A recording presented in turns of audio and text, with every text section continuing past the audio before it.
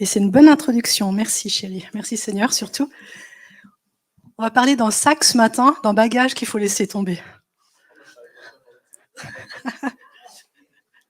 Je ne l'avais pas noté comme ça, mais c'est parfait. C'est un bagage qu'il faut oublier. Il est trop lourd. Et on n'avance pas bien. On va aborder ce thème qui nous concerne tous, parce qu'on a été créé pour vivre en société. On n'a pas été créé pour vivre seul dans une grotte. On est des personnes interactives, on a des relations. Dieu a créé le couple, la cellule familiale. Voilà, on vit avec des interactions au quotidien. Et quelque chose qui peut nous embêter, c'est le regard des autres. Et on va voir combien ça peut être un piège de notre vie chrétienne. Donc ça, retenez bien, c'est un bagage à oublier. Ok ? Il est trop lourd celui-là. Il nous fait faire des bêtises, il nous bloque, il nous coince. Et on va voir qu'il peut même nous faire louper l'appel de Dieu qu'il y a sur nos vies.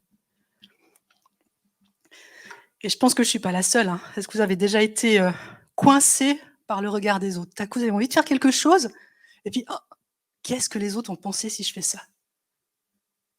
Qu'est-ce que les autres vont penser si je mets cette chemise ? Qu'est-ce que les autres vont penser si, et si, et si, et si ? Et puis au final, on ne le fait pas. C'est dommage, c'est dommage. Parce que les autres, ils ne respirent pas à ma place. Et si j'ai envie de faire quelque chose qui me plaît, qui reste dans le domaine correct, qui peut m'empêcher de le faire ? Des fois, on se met soi-même dans une prison.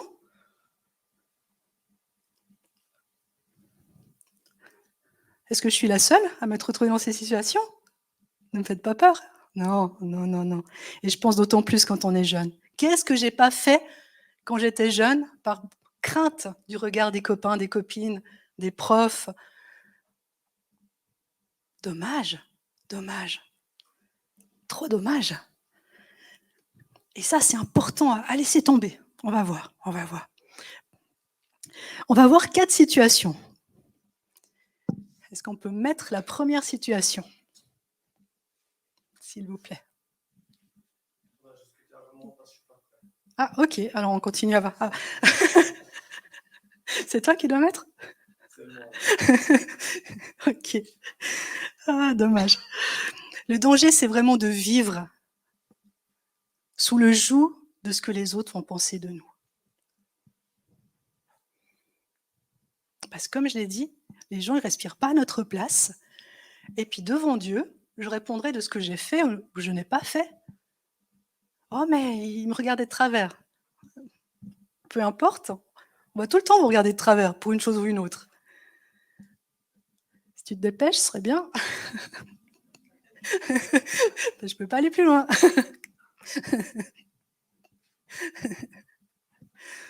Alléluia. Il y a une chose, je suis plus beau que Joanne. Non. Ça m'est égal. Moi, je suis une créature merveilleuse et mon âme le reconnaît bien. Et la comparaison, ça, c'est terrible. Vous voulez être malheureux ? Comparez-vous les uns aux autres.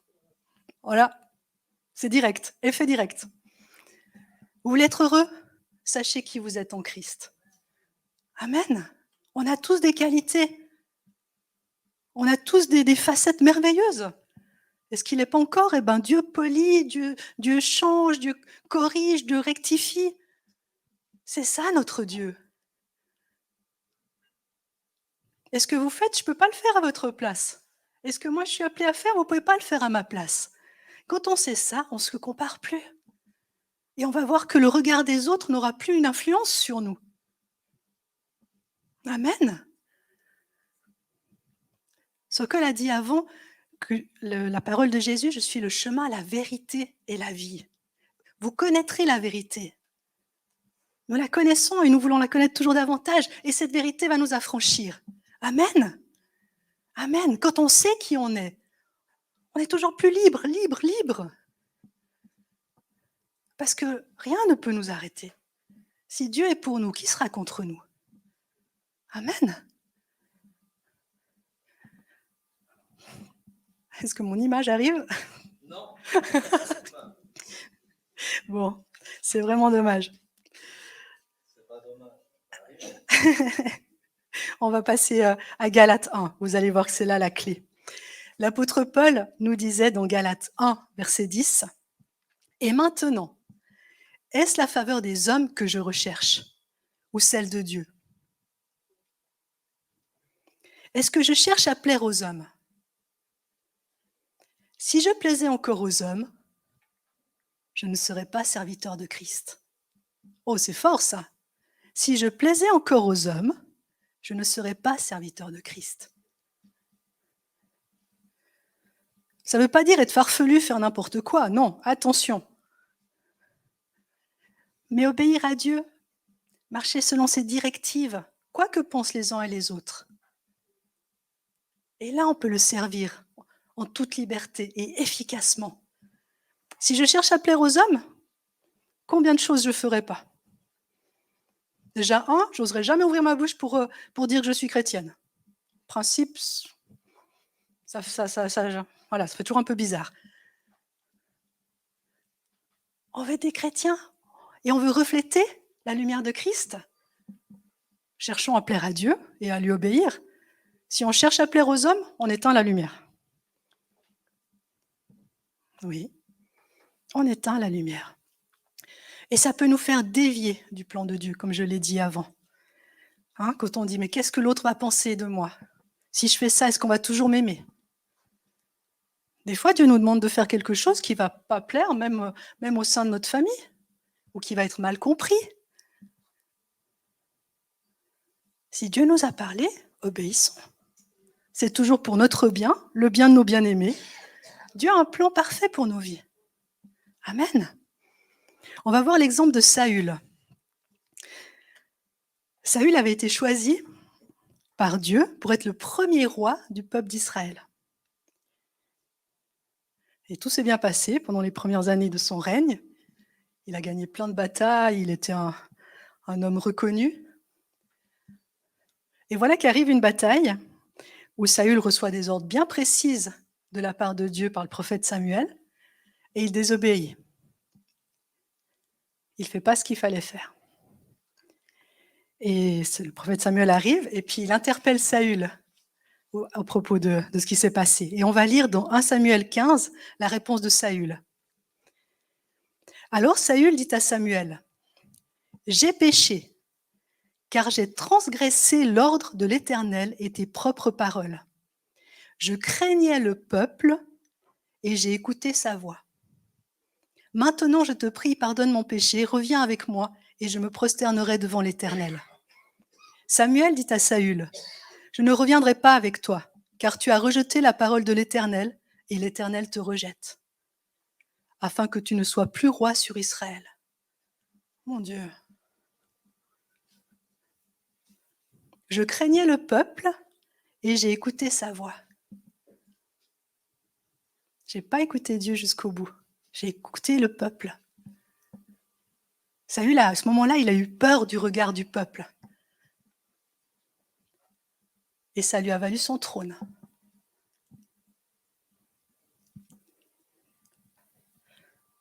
Alors, c'est dans l'Ancien Testament, on est sous la grâce, mais laissons-nous enseigner aussi.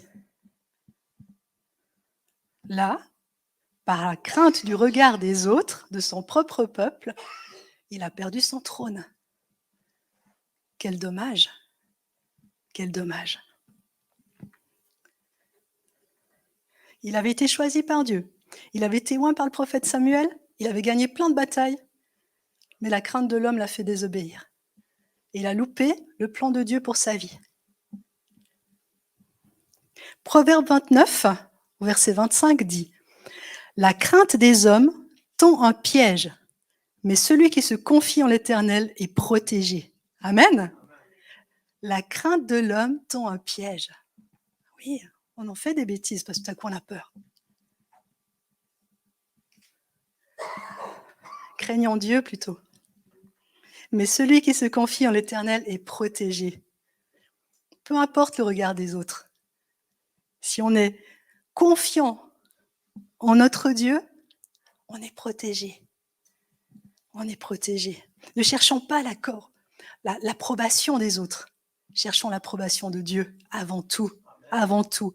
Il y aura des gens qui seront d'accord avec nous, tant mieux, merci Seigneur, c'est encourageant. Mais il y en aura toujours qui seront contre.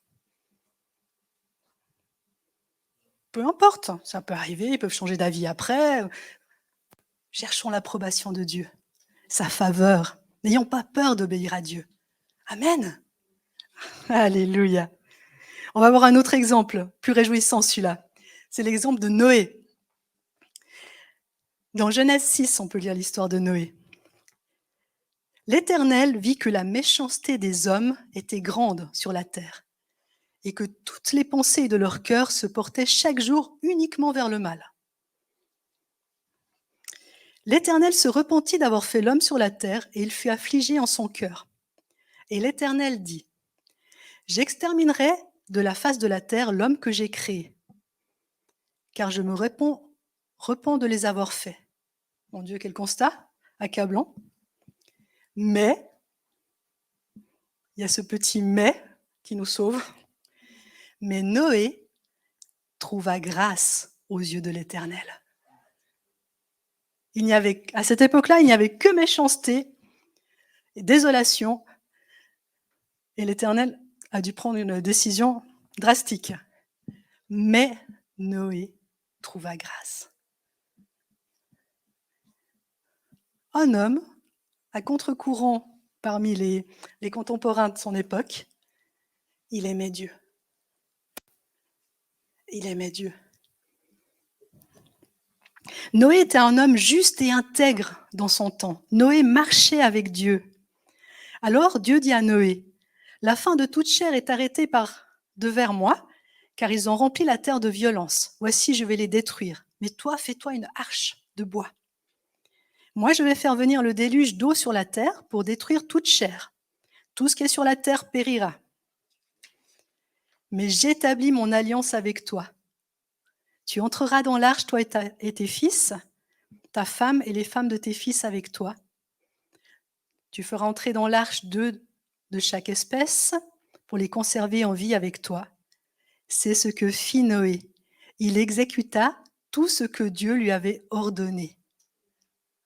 Lui, il n'a pas eu peur du regard des autres. L'Éternel dit à Noé, « Entre dans l'arche, toi et toute ta maison, car je t'ai vu juste devant moi parmi cette génération. » L'obéissance d'un homme à cette époque-là a fait toute la différence. Un homme, nous on est une armée de chrétiens là. Un homme a fait toute la différence. Il aimait Dieu et il n'a pas eu peur du regard des autres. Il a obéi en tout. C'est marqué, il a obéi en tout. On ne sait pas combien de temps ça a duré la construction de l'arche, mais je pense que ça ne s'est pas fait en une nuit. Et il n'a pas pu la construire cachée au fond de son garage. Vous imaginez l'ampleur du bateau, de l'arche, ça devait se voir de loin. Pendant combien de temps il a dû subir l'incompréhension des voisins, la moquerie des gens qui l'entouraient, les critiques. Mais qu'est-ce qu'il fabrique celui-là? Il a toujours été farfelu, mais alors là, c'est fini. Ouais. Peu importe, il a continué. Il a continué à construire son arche. Alléluia. Et vous savez, il n'a pas eu peur du regard des autres. Il a donné sa réputation à Dieu. Combien de fois on tient à notre réputation? Ouais, c'est bien quand on est apprécié, acclamé, applaudi. Mais si ce n'est pas le cas, qu'est-ce que ça nous importe? Tu sais que ça fait ce que Dieu voulait que tu fasses? Tant pis pour ta réputation si les gens n'ont pas compris. Tant pis. Ma réputation, elle est en Christ. Il a eu une réputation, Jésus? Excusez-moi, mais on s'est moqué de lui. Sa famille, les apôtres. Qui c'est qui a vraiment compris ce qui se passait? Il faisait des miracles. Oh, mais il ne fallait pas faire le miracle, on est le Shabbat. Il faisait ci, oh, mais il ne fallait pas faire ça comme ça. Ah, mais s'il était vraiment fils de Dieu, il descendrait de la croix. Ah, mais si, mais si, mais si. C'était le Fils de Dieu qui venait par amour pour nous. Qu'est-ce qu'il n'a pas subi comme injustice, comme malcompréhension, comme critique, comme moquerie? Alors, un bagage qu'on laisse, c'est le regard des autres et notre réputation. Si on est connu de Christ comme on l'est, c'est la meilleure réputation qu'on peut avoir. Amen. Amen. Celle-là, elle est éternelle. Elle est éternelle. Alléluia. Noé, il a participé au plan de Dieu d'une manière magistrale. Il n'a pas loupé sa vocation, son appel sur terre. Il a été fidèle jusqu'au bout. Alléluia. Alléluia. Et dans nos vies, on a le choix. Quelle approbation est-ce qu'on recherche? L'approbation du chef ou l'approbation de Dieu? Sokol nous avait raconté son témoignage que le chef voulait qu'il vole une fontaine. Hein? Il voulait l'approbation du chef? Oui, ok, oui, chef. Ou l'approbation de Dieu? Tu ne voleras pas. Peu importe. Obéissons à Dieu. On a tout à gagner. Et celui qui cherche à plaire à Dieu, il aura la paix, il aura le repos. On est prisonnier, on est esclave si on se laisse diriger par le regard des autres. Ah, il ne faut pas que je fasse comme ça, ok. Ah non, maintenant, aujourd'hui, il ne faut pas que je fasse comme ça, ok. On est ballotté dans tous les sens par le regard des autres.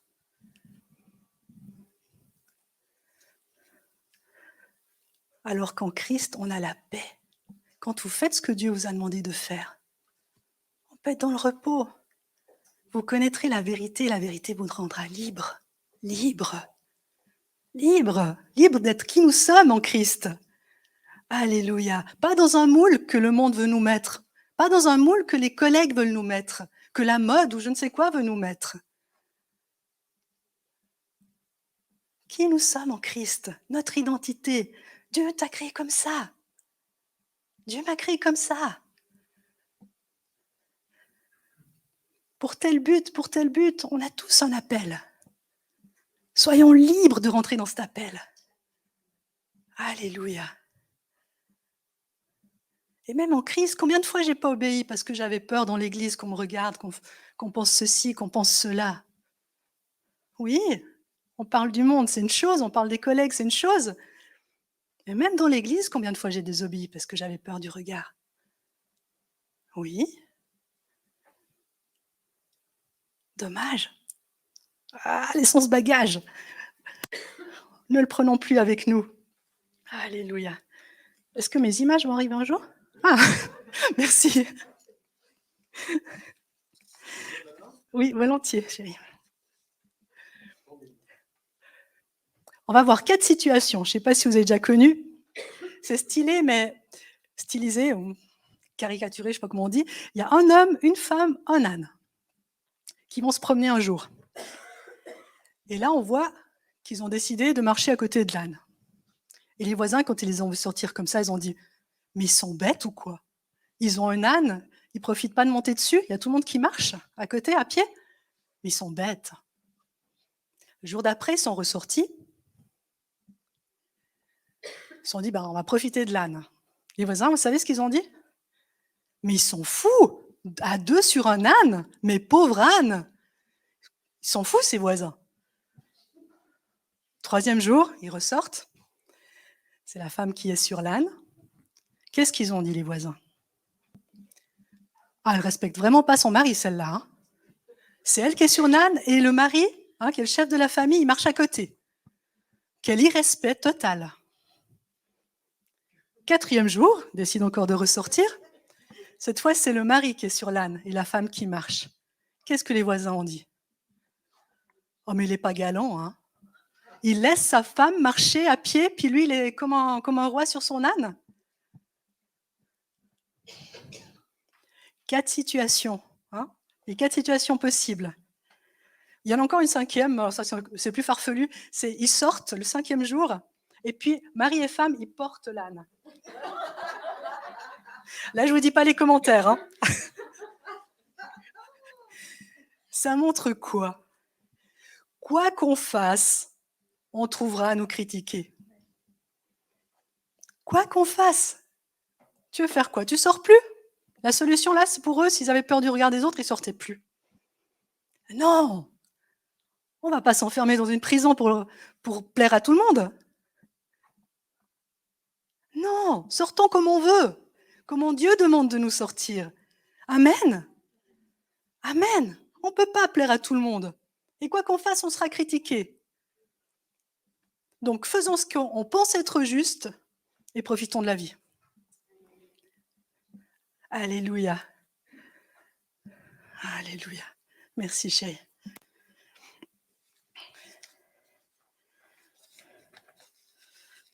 Merci Lydia pour les dessins que tu as fait cette nuit. Cherchons à plaire à Dieu, c'est ça l'important. Et on sera efficace, vous allez voir. On sera efficace. Alléluia. Vendredi soir, on avait la réunion comme d'habitude de louange et d'adoration. On prend un temps pour louer le Seigneur et on prend aussi un temps pour rester dans le silence puis être à l'écoute de Dieu pour l'adorer, être à ses pieds. Et puis en principe, on reçoit toujours des belles choses. Quand Dieu est là, il se passe toujours des belles choses. Et Gilbert a reçu une vision. Puis je dis, mais retiens-la parce que c'est vraiment dans mon message. Alors si tu peux venir nous la partager, s'il te plaît. Qu'est-ce qu'ils vont dire? C'est le test. Tu restes assis si tu as peur. Bonjour à ceux que je n'ai pas dit bonjour. Alors, vendredi soir, on était à la salle là-bas, puis en priant, j'ai reçu une vision, courte, mais quand même une belle vision par rapport à tout ce que Joanne a dit. Il y avait Jésus qui était devant, il marchait, on voyait de dos, on marchait, puis tout un attroupement derrière, c'est-à-dire nous, et tout un attroupement de chrétiens derrière, qui étaient comme ça derrière.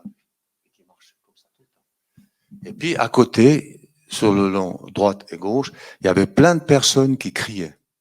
Ah, venez, venez, sortez, venez vers nous, venez, venez, tout ça. Et nous, enfin, tout l'attroupement qui était nous et tout l'attroupement derrière, il n'y en a pas un qui a branché. Ils ont tous marché comme ça jusqu'au bout. Et puis, j'ai pas reçu tout de suite ça, mais en rentrant en voiture avec mon épouse, j'avais reçu ça qui allait avec. Que tes yeux regardent en face et que tes paupières se dirigent droit devant toi. N'incline ni à droite ni à gauche.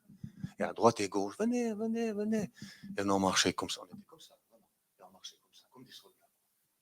C'était... Voilà. Amen. Je peux finir à prier. Ils comprendront un jour, ils nous suivront. Ils suivront Christ avec nous. Alléluia. On va terminer.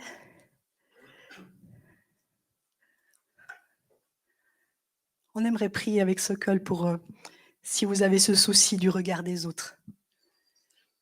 Bah, c'est dommage. Laissons ce bagage loin. Il ne nous sert à rien, il nous retarde. Il prend notre énergie pour rien du tout. Et je crois qu'on a tous à lutter avec ça. Hein. Alors, chérie. Mais je crois que prier les uns pour les autres, c'est pas nous qu'on va tout d'un coup, ça va être magique, on vous touche, c'est fini, vous êtes changé. Non, c'est le Seigneur. Vous êtes un canal, je suis un canal de Dieu. Je suis une lampadaire de Dieu. Vous savez, quand il y a une batterie, quand on le charge, ça donne la lumière. Alors si vous vous sentez un petit peu embêté par ça, par le regard des autres, les gens, ce qu'ils pensent de moi. Vous savez, il y a des gens qui ont des phobies de ça, ils n'osent même pas sortir. Hein. Ils ont peur.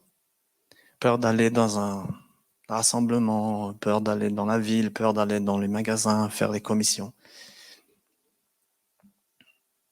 Le regard des autres. Vous savez, Les gens ont même, il y a certains, ils ont même peur d'acheter des choses parce que moi, ça m'est arrivé. Hein. Je devais acheter quelque chose, j'ai pas osé à cause de la caissière.